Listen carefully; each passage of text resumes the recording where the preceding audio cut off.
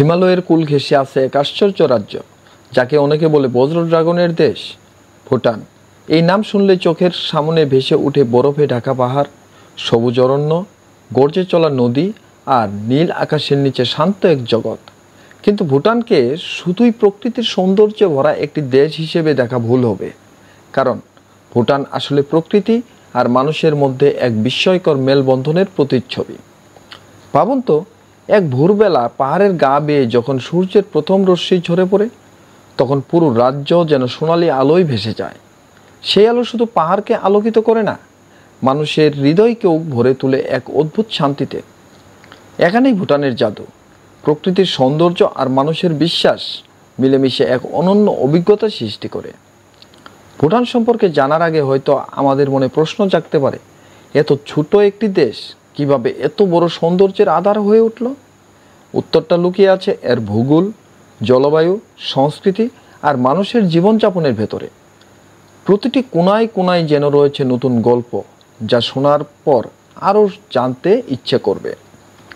ভুটানের সৌন্দর্য শুধুই চোখ ধাঁধানো দৃশ্য নয়, এটি এমন এক অনুভূতি যা স্পর্শ করা যায় বাতাসের ঠান্ডা হাওয়ায়, নদীর গর্জনে, পাখির কুজনের সুরে কিংবা অরণ্যের নিস্তবতায়।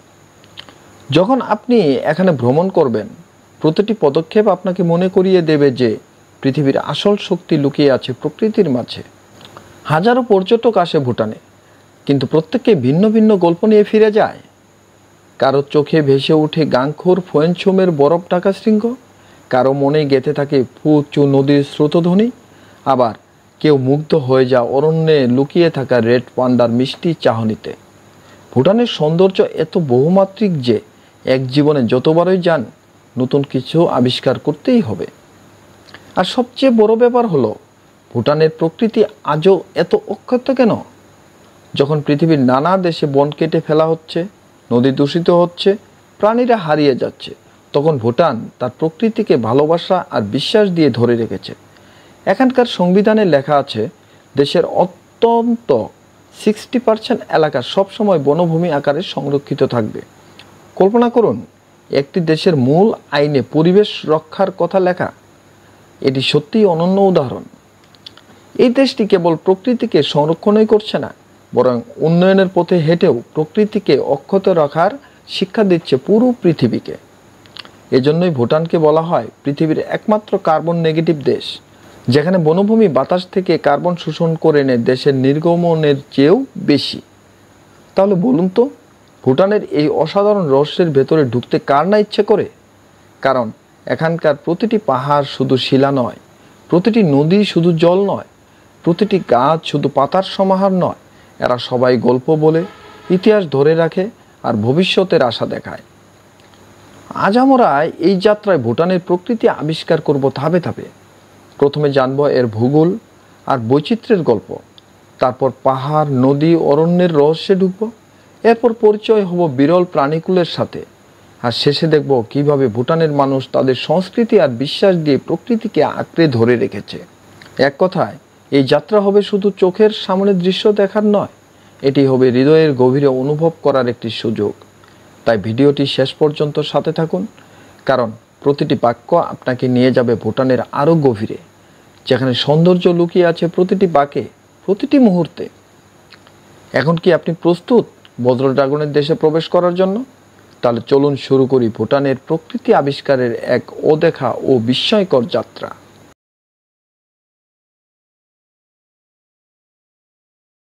ভুটান আয়তনে ছোট হলেও বৈচিত্র্যে ভরপুর এক দেশ। এই দেশটির মোট আয়তন প্রায় 38,000 বর্গ কিলোমিটার, অথচ এর ভেতরে রয়েছে নানা ধরনের ভূপ্রকৃতি, জলবায়ু আর প্রাকৃতিক সৌন্দর্যের বিস্ময়কর সমাহার। আপনি যদি ভুটানের মানচিত্র দেখেন, প্রথমেই চোখে পড়বে উত্তরে বিস্তৃত হিমালয়ের উঁচু বরফ ঢাকা শৃঙ্গ, দক্ষিণে সবুজ সমতল ভূমি, আর মাঝখানে রয়েছে পাহাড়ি উপত্যকার শোভা। এই ভৌগোলিক বিন্যাসই ভুটানকে করে তুলেছে অনন্য, কারণ খুব অল্প দূরত্বের ভেতরেই আপনি অনুভব করতে পারবেন ভিন্ন ভিন্ন প্রাকৃতিক পরিবেশ। উত্তরের পাহাড়গুলো মূলত হিমালয়ের অংশ, যেগুলো বরাবরই বরফে ঢাকা থাকে। সেখান থেকেই জন্ম নেয় অসংখ্য নদী, যা ছুটে আসে দক্ষিণের দিকে। এই নদীগুলো শুধু দেশের কৃষি ও বিদ্যুতের উৎসই নয়, বরং প্রকৃতির সৌন্দর্যেরও অপরূপ দৃষ্টান্ত। মধ্যভাগের পাহাড়গুলো তুলনামূলকভাবে নিচু হলেও সেগুলো ঘিরে রয়েছে ঘন সবুজ অরণ্য। বসন্তকালে এই অরণ্যে ফুটে রোডোডেনড্রন ফুল, যা পাহাড়ি ঢালকে লালচে আভায় ভরিয়ে তোলে। শরতে এখানে বাতাস বয় স্নিগ্ধ, আর শীতে কুয়াশা মিশে যায় অরণ্যের পাতার ফাঁক দিয়ে। দক্ষিণ অংশে আছে উপক্রান্তীয় সমতল ভূমি, যেখানে আবহাওয়া তুলনামূলকভাবে উষ্ণ ও আর্দ্র। এখানে জন্মে নানা ধরনের ফসল, ধান, ভুট্টা, ডাল ও ফলমূল। আর এই অঞ্চলেই দেখা মেলে নানা বন্য প্রাণীর, যারা উত্তর দিকের শীতল আবহাওয়ায় টিকে থাকতে পারে না। অর্থাৎ ভুটান এমন এক দেশ যেখানে কয়েকশো বর্গ কিলোমিটারের মধ্যেই আপনি অনুভব করতে পারবেন 4 ধরনের আবহাওয়া: বরফ শীতল হিমালয়, নাতিশীতোষ্ণ পাহাড়ি অঞ্চল, আর্দ্র সমতল ভূমি আর উষ্ণ উপত্যকা। পৃথিবীর অন্য কোনো দেশে এত ছোট আয়তনের ভেতর এত বৈচিত্র্য খুঁজে পাওয়া সত্যিই বিরল। ভুটানের এই বৈচিত্র্যই তাকে করেছে জীববৈচিত্র্যের ভাণ্ডার। বিশ্বের অন্যতম সমৃদ্ধ জীববৈচিত্র্য সম্পন্ন দেশ হলো ভুটান, কারণ এখানে হিমালয়ের তুষার ঢাকা অঞ্চল থেকে শুরু করে উপক্রান্তীয় জঙ্গল পর্যন্ত সব কিছুই আছে। আর প্রতিটি অঞ্চলের প্রকৃতি ভিন্ন ভিন্ন প্রাণী ও উদ্ভিদকে আশ্রয় দিয়েছে। এখানকার নদীগুলিও আলাদা করে উল্লেখ করার মতো। ফুচু, মুচু, আমুচু, মানাস নদী সবগুলোই ভুটানের জীবনের অবিচ্ছেদ্য অংশ। এগুলো শুধু সেচ আর বিদ্যুতের যোগান দেয় না, বরং দেশের প্রাকৃতিক দৃশ্যকেও করে তোলে আরও মনোমুগ্ধকর। কল্পনা করুন সবুজ পাহাড়ের মাঝ দিয়ে বয়ে যাওয়া ঝর্ণাধারা বা নদীর কলকলধ্বনি। এমন দৃশ্য দেখে চোখ জুড়িয়ে যায় না? আরেকটি গুরুত্বপূর্ণ বিষয় হলো ভুটানের বনভূমি। দেশের প্রায় 70% এলাকা বনভূমি দ্বারা আচ্ছাদিত। সংবিধানে বলা আছে দেশের অন্তত 60% জমি সবসময় বনভূমি আকারে থাকতে হবে। এর মানে হলো ভুটানের প্রকৃতি আইন দ্বারা সুরক্ষিত, যা অন্য দেশে খুব একটা দেখা যায় না। এই বনভূমিগুলো কেবল গাছপালা নয়, বরং ভুটানের পরিবেশগত ভারসাম্য রক্ষার মূল ভরসা। বনভূমি বাতাসকে করে তোলে বিশুদ্ধ, জলবায়ুকে রাখে সুষম, নদীগুলোকে দেয় পানি, আর প্রাণীদের জন্য তৈরি করে নিরাপদ আশ্রয়। জলবায়ুর দিক থেকে ভুটানকে 4টি প্রধান অঞ্চলে ভাগ করা যায়।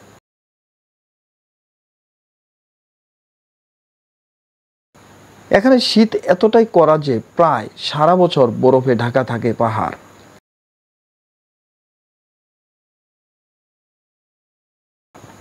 এখানে শীত নাতিশীতোষ্ণ, গ্রীষ্ম আরামদায়ক, বসন্ত মনোমুগ্ধকর।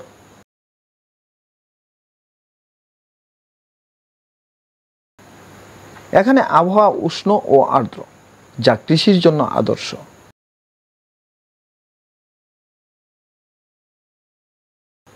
এখানে আবহাওয়া তুলনামূলক নরম ও ভারসাম্যপূর্ণ, ফলে মানুষ বসবাসের জন্য এই জায়গাকে বেশি পছন্দ করে।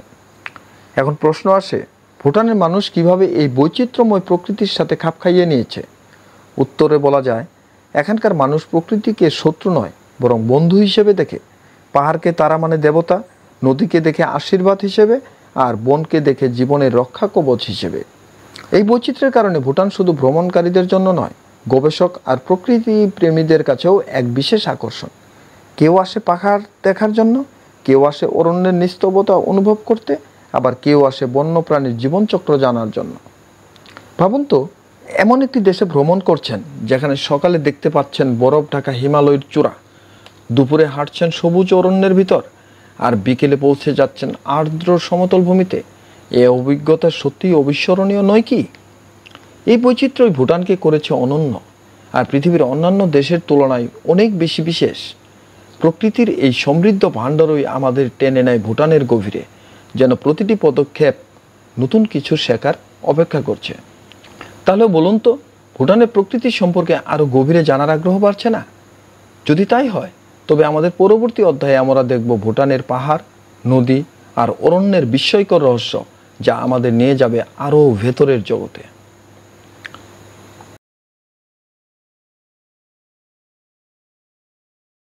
ভুটান মানেই পাহাড়। দূর থেকে দেখলে মনে হয় এই দেশ যেন হিমালয়ের আঁচলে লুকিয়ে থাকা এক স্বপ্নপুরী। কিন্তু ভুটানে পাহাড় কেবল দৃশ্য নয়, এগুলো মানুষের বিশ্বাস, ইতিহাস ও জীবনযাত্রার অবিচ্ছেদ্য অংশ। উত্তরে দাঁড়িয়ে আছে বিশাল হিমালয়, যার মধ্যে অন্যতম হল গাংখার ফোয়েনছুম, এটি পৃথিবীর সবচেয়ে অনাহূত শৃঙ্গ, অর্থাৎ এখনও কেউ এর চূড়ায় পৌঁছাতে পারেনি, কারণ ভুটান সরকার এখানে আরোহণ নিষিদ্ধ করেছে। স্থানীয় মানুষের বিশ্বাস এই শৃঙ্গ হলো দেবতার আবাস। কল্পনা করুন, প্রকৃতিকে এতটাই শ্রদ্ধা করা হয় যে মানুষ নিজের সাফল্যের জন্য সেটিকে আঘাত করতে চায় না। ভুটানের প্রতিটি পাহাড়ের সাথে জড়িয়ে আছে কোনো না কোনো কাহিনী। কেউ বলে কোনো পাহাড়ে বৌদ্ধ সন্ন্যাসী ধ্যান করেছিলেন, কেউ বলে কোনো পাহাড় রক্ষা করে কোনো দেবী। আর এসব গল্প শুধু কল্পনা নয়, ভুটানের মানুষের কাছে এগুলোই সত্যিকারের ইতিহাস। পাহাড়ের নিচ দিয়ে ছুটে চলে অসংখ্য নদী, হুচু, মুচু, আমুচু, মানাস নদী। এসব নদী যেন পাহাড়ের বুক চিরে জীবন বিলিয়ে দিচ্ছে। এদের জল আসে হিমবাহ থেকে, তাই এরা সবসময় সতেজ আর শক্তিশালী। নদীর কলকল শব্দ শোনা মানেই মনে হয় প্রকৃতি যেন আপনাকে গান শোনাচ্ছে। এই নদীগুলো ভুটানের অর্থনীতিরও প্রাণ। দেশের প্রধান বিদ্যুতের উৎস হলো জলবিদ্যুৎ, যা উৎপাদিত হয় পাহাড়ি নদীর শক্তি দিয়ে। শুধু দেশ নয়, প্রতিবেশী ভারতকেও ভুটান বিদ্যুৎ সরবরাহ করে। তাই নদী এখানে শুধু সৌন্দর্যের উৎস নয়, জীবন ও সমৃদ্ধির প্রতীক। নদীর পাড় ধরে হাঁটলে চোখে পড়বে ঘন অরণ্য। ভুটানের প্রায় 70% এলাকা জুড়ে বিস্তৃত এই বনভূমি। প্রতিটি অরণ্য যেন জীবনের ভাণ্ডার। বসন্ত এলে পাহাড়ি অরণ্য ভরে যায় রোডোডেনড্রন ফুলে, যার লালচে আভা পাহাড়কে করে তুলে রঙিন ক্যানভাস। শরতে বন হয় সোনালি, শীতে কুয়াশায় আচ্ছাদিত, আর বর্ষায় সবুজে ভরা এক রহস্যময় জগৎ। অরণ্যের ভেতরে ঢুকলে আপনি শুনবেন পাখির কিচিরমিচির। হয়তো হঠাৎ দেখতে পাবেন কোনো বন হরিণকে বা গাছে লাফিয়ে বেড়ানো একদল বানরকে। এখানেই বাস করে হাজারো প্রাণী, যারা প্রকৃতির এই বিশাল পরিবারকে সম্পূর্ণ করে। অরণ্যের নিস্তবতা ভুটানের প্রকৃত সৌন্দর্য উপলব্ধি করার সেরা জায়গা। অনেক ভ্রমণকারী বলে থাকেন, ভুটানের জঙ্গলে হাঁটতে হাঁটতে মনে হয় পৃথিবী যেন থেমে গেছে, কেবল বাতাস আর প্রকৃতির শব্দ শোনা যাচ্ছে। ভুটানের পাহাড়, নদী আর অরণ্য শুধু প্রকৃতি নয়, এগুলো মানুষের মনে আধ্যাত্মিক শান্তিরও জায়গা। তাই তো এখানে অনেক বিখ্যাত মঠ, ধ্যানকেন্দ্র গড়ে উঠেছে পাহাড়ের চূড়ায় বা অরণ্যের মাঝখানে। যেমন টাইগার্স নেস্ট মঠ, যা খাড়া পাহাড়ের গায়ে দাঁড়িয়ে আছে। এই জায়গা কেবল স্থাপত্যের বিষয় নয়, বরং প্রকৃতি ও বিশ্বাসের এক অপূর্ব সমন্বয়। পাহাড়ের গা বেয়ে তৈরি হয়েছে ছোট ছোট গ্রাম। সেসব গ্রামে মানুষজন প্রকৃতির সাথে খাপ খাইয়ে জীবন কাটায়। তাদের ঘরবাড়ি কাঠ আর পাথরে তৈরি। ছাদের উপর লাল নীল প্রার্থনার পতাকা উঠতে থাকে। সেই পতাকার রং আর বাতাসের দোলায় মনে হয় পাহাড় নিজেই যেন প্রার্থনা করছে। অরণ্যের ভেতরে আবার অনেক গোপন ঝর্ণা লুকিয়ে আছে। এক একটা ঝর্ণা পাহাড়ের বুক ফুঁড়ে নেমে আসছে আর নিচে পড়ে তৈরি করছে স্বচ্ছ জলাধার। ভ্রমণকারীরা এসব জায়গায় এসে মুগ্ধ হয়ে যায়। ভুটানের পাহাড়, নদী, অরণ্যকে আলাদা করে চিনলে বোঝা যায় প্রতিটি উপাদান যেন পরস্পরের পরিপূরক। পাহাড় জন্ম দেয় নদীকে, নদী জীবন দেয় অরণ্যকে, আর অরণ্য শ্বাস দেয় মানুষকে। একটিকে বাদ দিলে অপরটি অসম্পূর্ণ হয়ে যায়। এখানেই ভুটানের প্রকৃতির রহস্য। সব কিছুই একে অপরের সাথে জড়িত, আর এই সম্পর্ক এতটাই দৃঢ় যে হাজারো বছর ধরে ভুটান টিকে আছে প্রকৃতিকে আঁকড়ে ধরে। কল্পনা করুন, আপনি ভুটানের কোনো পাহাড়ি গ্রামে বসে আছেন। সামনে বরফ ঢাকা শৃঙ্গ, পাশ দিয়ে বইছে নদী, চারপাশে ঘন অরণ্য, আর দূরে উঠছে প্রার্থনার পতাকা। তখন মনে হবে পৃথিবীতে শান্তি এখনো বেঁচে আছে, আর সেটি লুকিয়ে আছে ভুটানের প্রকৃতিতে। তাহলে বলুন তো, ভুটানের বন্যপ্রাণী আর জীববৈচিত্র্যের ভেতরে ঢুকতে ইচ্ছে করছে না কার? কারণ এই অরণ্যের গভীরে আছে এমন সব প্রাণীর গল্প যা পৃথিবীর অন্য কোথাও এত সহজে দেখা যায় না।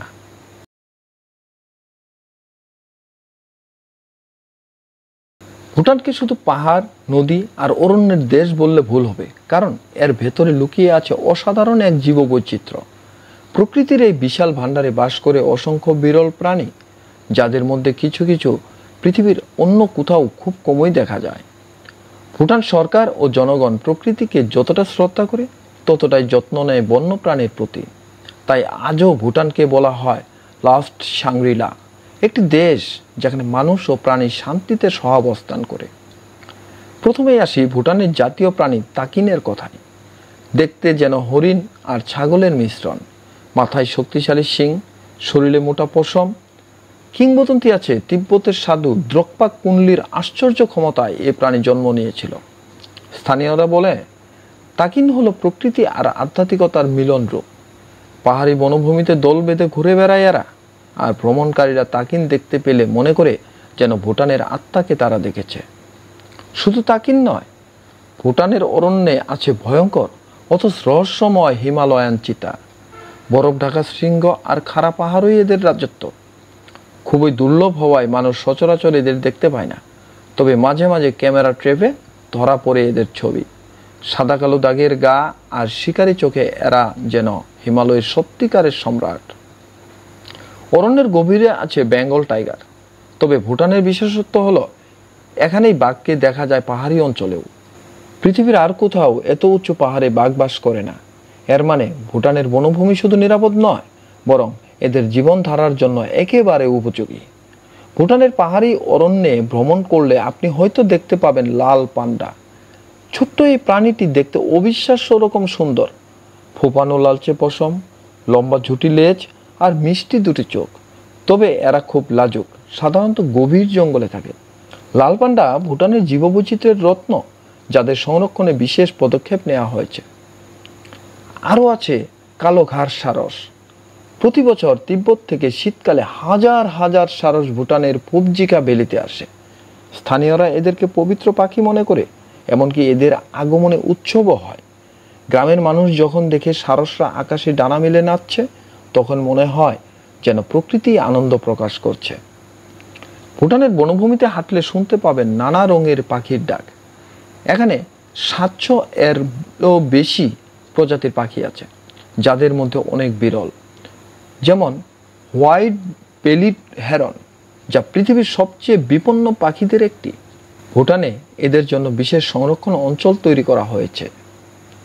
শুধু বড় প্রাণী নয়, ভুটানের ছোট ছোট অরণ্য জীবও সমান আকর্ষণীয়। হরিণ, বুনো শূকর, নীল ভেড়া, লাঙ্গুর সবাই মিলে এক বিশাল পরিবার তৈরি করেছে। আর বনভূমির ঝোপঝাড়ে বাস করে অসংখ্য প্রজাতির প্রজাপতি, যাদের রঙিন ডানার নাচনে পাহাড়ি গ্রামগুলো হয়ে ওঠে মায়াবী।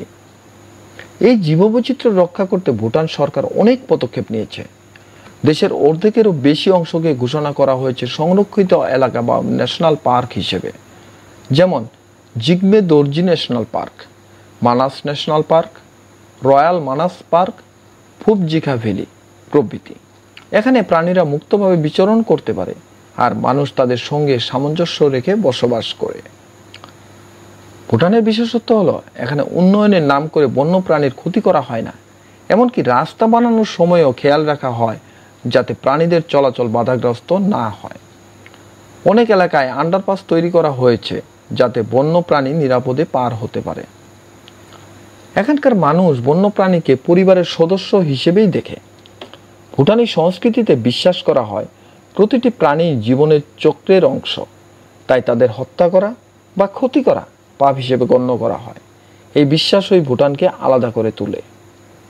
কল্পনা করুন, আপনি দাঁড়িয়ে আছেন ফুবজিকা ভ্যালিতে, চারপাশে কুয়াশা, দূরের সবুজ পাহাড়, মাঝখানে একদল কালো ঘাড় সারস আকাশে উঠছে। হঠাৎ পাশের অরণ্য থেকে শোনা গেল হরিণের ডাক, আর দূরে কোথাও বাঘের গর্জন। তখন আপনার মনে হবে ভুটান আসলে একটি জীবন্ত ন্যাচারাল জু, যেখানে প্রকৃতি আর প্রাণী হাতে হাত রেখে বেঁচে আছে। ভুটানের বন্যপ্রাণীর গল্প এখানেই শেষ নয়। প্রতিটি পাহাড়, প্রতিটি অরণ্য, প্রতিটি নদী লুকিয়ে রেখেছে নতুন কোনো রহস্য, আর সেই রহস্য আপনাকে বারবার টেনে নিয়ে যাবে এই দেশের প্রকৃতির গভীরে। তাহলে এখন কি মনে হচ্ছে না ভুটানের মানুষের সাথে প্রকৃতির সম্পর্কটা কেমন? তা না জানলে পুরো ছবি সম্পূর্ণ হবে। কারণ বন্যপ্রাণী শুধু অরণ্যের অংশ নয়, এরা মানুষের জীবনধারারও অবিচ্ছেদ্য সঙ্গী।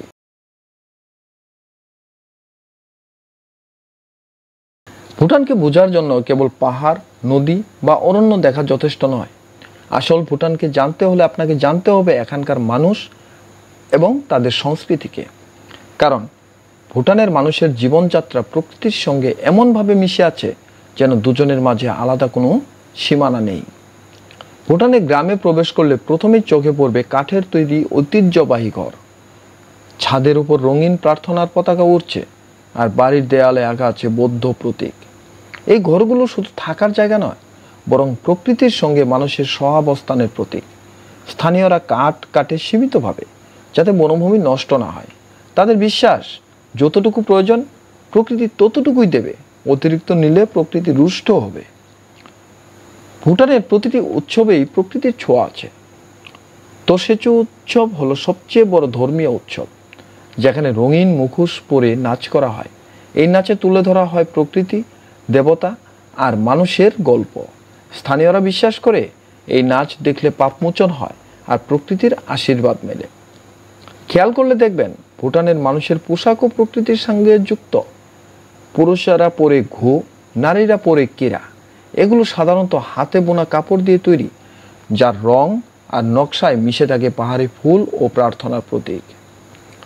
ভুটানের খাদ্য সংস্কৃতিও প্রকৃতির সঙ্গে গভীরভাবে জড়িত। এখানকার প্রধান খাবার হলো এমাদাচ্ছি, যা তৈরি হয় মরিচ আর চিজ দিয়ে। পাহাড়ি আবহাওয়ায় মরিচ শুধু স্বাদের জন্য নয়, শরীর গরম রাখার জন্যও অপরিহার্য।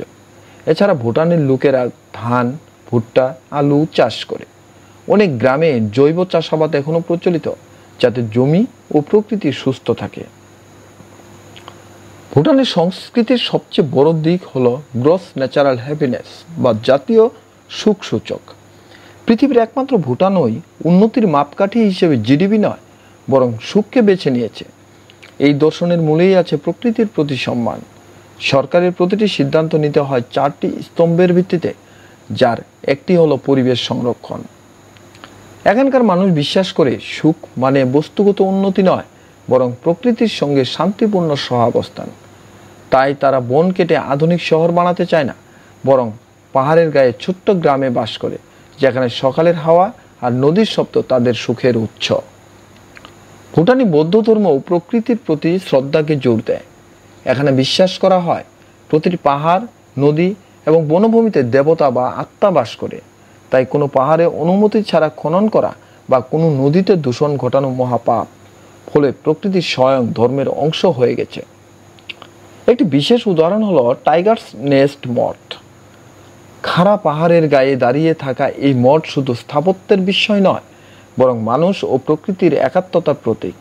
সন্ন্যাসীরা এখানে ধ্যান করে, আর প্রকৃতির নীরবতা তাদের আধ্যাত্মিক শক্তি যোগায়। গ্রামের মানুষজন প্রকৃতির সঙ্গে এমনভাবে মিশে আছে যে তাদের জীবনযাত্রা একেবারে সরল।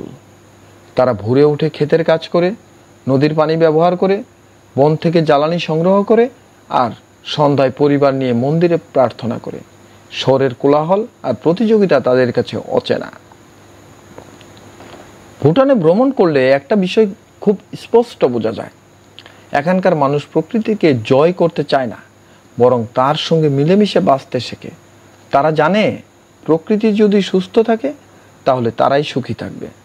একবার কল্পনা করুন, আপনি দাঁড়িয়ে আছেন ভুটানের কোনো গ্রামে, চারপাশে পাহাড়, বাতাসে প্রার্থনার পতাকা দুলছে, দূরে গরু চড়ছে, আর গ্রামের মানুষ হাসি মুখে আপনাকে স্বাগত জানাচ্ছে। তখন মনে হবে প্রকৃতির সঙ্গে একাত্ম হয়ে জীবন কতটা শান্তিপূর্ণ হতে পারে। ভুটানের মানুষরা প্রকৃতিকে যেমন ভালোবাসে, প্রকৃতিও যেন তাদের প্রতি টান দেয়। সেজন্যই এই দেশকে পৃথিবীর অন্যতম সুখী দেশ বলা হয়। কিন্তু প্রশ্ন হলো, ভবিষ্যতে কি এই ভারসাম্য টিকে থাকবে? আধুনিকতার ঢেউ কি ভুটানের প্রকৃতির সঙ্গে মানুষের এই সখ্য ভাঙতে পারবে? নাকি ভুটানই পৃথিবীকে শেখাবে প্রকৃতিকে ভালোবাসলেই আসল উন্নতি সম্ভব?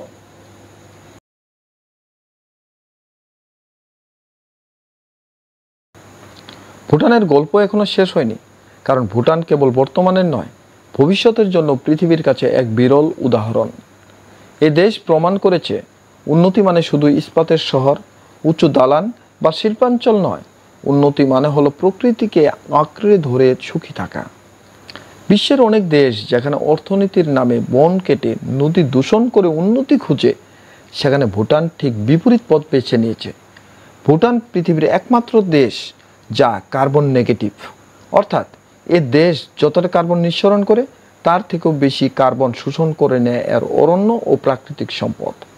ফলে জলবায়ু পরিবর্তনের ভয়াবহতার মাঝে ভুটান যেন এক সবুজ বাতিঘর।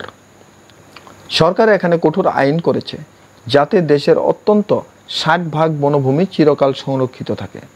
বর্তমানে প্রায় 70% এলাকা বনভূমি দিয়ে আচ্ছাদিত। এই আইনের মানে হলো প্রকৃতি ভুটানের ভবিষ্যতেরও মূল ভিত্তি হয়ে থাকবে। প্রশ্ন হলো, ভুটান এটা কিভাবে করছে? উত্তর লুকিয়ে আছে মানুষের মানসিকতায়। ভুটানিরা জানে প্রকৃতিকে হারালে উন্নতি কোনো কাজে আসবে না। তাই তারা চায় না বিদেশি বিনিয়োগের নামে বড় শিল্প কারখানা এখানে এসে পরিবেশ নষ্ট করুক। বরং তারা চায় টেকসই পর্যটন, জৈব কৃষি আর জলবিদ্যুতের মাধ্যমে অর্থনৈতিক উন্নতি হোক। এখানে পর্যটন নিয়ন্ত্রিত। যে কেউ চাইলে ভুটানে গিয়ে থাকতে পারবে না। প্রতিদিনের জন্য নির্দিষ্ট ফি দিতে হয়, যাতে পর্যটকরা প্রকৃতির অপব্যবহার না করে। এতে ভ্রমণকারীরা যেমন প্রকৃতিকে সম্মান করতে শেখে, তেমনি দেশও তাদের সৌন্দর্য রক্ষা করে। ভুটানের শিশুরাও ছোটবেলা থেকেই শেখে প্রকৃতি তাদের অভিভাবক। তাই স্কুলে শুধু গণিত বা বিজ্ঞান নয়, পরিবেশ সচেতনতা শেখানো হয় সমান গুরুত্ব দিয়ে। এভাবেই আগামীর প্রজন্ম তৈরি হচ্ছে প্রকৃতির রক্ষক হিসেবে। ভুটান তাদের জিডিপির চেয়ে বেশি গুরুত্ব দেয় গ্রস ন্যাচারাল হ্যাপিনেস বা GNH-কে। সুখসূচকের 4টি স্তম্ভের একটি হলো পরিবেশ সংরক্ষণ। এর মানে ভুটানের প্রতিটি উন্নয়ন পরিকল্পনা, প্রতিটি অর্থনৈতিক পদক্ষেপের ভেতর দিয়ে প্রকৃতির কথা সবার আগে ভাবা হয়। ভবিষ্যতের জন্য ভুটান কয়েকটি বড় লক্ষ্য নির্ধারণ করেছে। সেগুলো হলো পুরো দেশকে 100% জৈব কৃষিতে রূপান্তর করা, জলবিদ্যুৎ দিয়ে শুধু নিজেদের নয়, প্রতিবেশী দেশগুলোকেও পরিষ্কার জ্বালানি সরবরাহ করা, পর্যটনকে সীমিত কিন্তু মানসম্মত রাখা, জীববৈচিত্র্য রক্ষা ও বিভিন্ন প্রজাতি সংরক্ষণে আন্তর্জাতিক উদাহরণ তৈরি করা। পৃথিবী আজ যখন জলবায়ু পরিবর্তনের ভয়াবহতায় কাঁপছে, তখন ভুটান যেন এক ছোট আশ্রয়স্থল, যেখানে দেখা যায় প্রকৃতিকে ভালোবাসলেই সমাধান সম্ভব। কল্পনা করুন, যদি পৃথিবীর প্রতিটি দেশ ভুটানের মতো অন্তত 50% এলাকা বনভূমি হিসেবে রক্ষা করত, তাহলে হয়তো আজ বৈশ্বিক উষ্ণায়ন এত ভয়াবহ হতো না। ভুটান প্রমাণ করেছে অর্থনৈতিক উন্নতি ও পরিবেশ সংরক্ষণ একসাথেই সম্ভব। তবে চ্যালেঞ্জও আছে। আধুনিকতার চাপ, প্রযুক্তির ঝড়, বৈশ্বিক বাজারের টানাপোড়েন এসব ভুটানকেও প্রভাবিত করছে। অনেক তরুণ শহরে কাজ খুঁজছে, বিদেশেও যাচ্ছে অনেকে। কিন্তু আসার কথা হলো, ভুটান এখনও তার মূল দর্শন থেকে সরে যায়নি। ভুটানের ভবিষ্যৎ আসলে আমাদের ভবিষ্যতের জন্যই শিক্ষা। পৃথিবী যদি জানতে চায় কিভাবে প্রকৃতির সঙ্গে মিলেমিশে টিকে থাকা যায়, তাহলে ভুটানের পথই সবচেয়ে বড় উদাহরণ।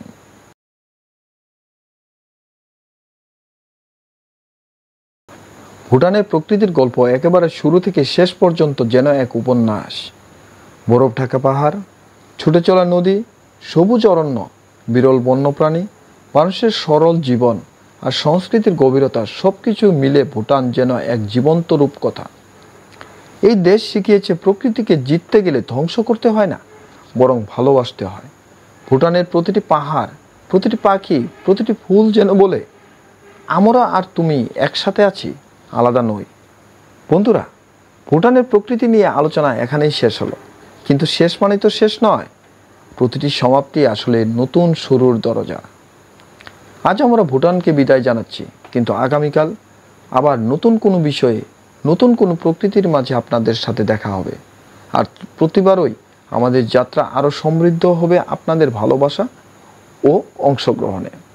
আজ আমরা ভুটানকে বিদায় জানাচ্ছি, কিন্তু আগামীকাল আবার নতুন কোনো বিষয়ে, নতুন প্রকৃতির মাঝে আপনাদের সাথে দেখা হবে। আর প্রতিবারই আমাদের যাত্রা আরও সমৃদ্ধ হবে আপনাদের ভালোবাসা ও অংশগ্রহণে। তাহলে চলুন, বিদায়ের এই মুহূর্তে আমরা সবাই মিলে বলি, পৃথিবী সুন্দর, প্রকৃতি আমাদের বন্ধু।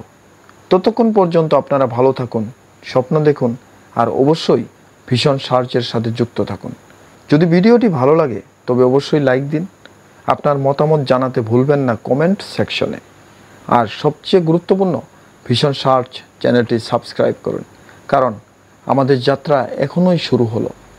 আপনারা সাথে থাকলে এই যাত্রা হবে আরও রঙিন, আরও সমৃদ্ধ, আরও অর্থপূর্ণ।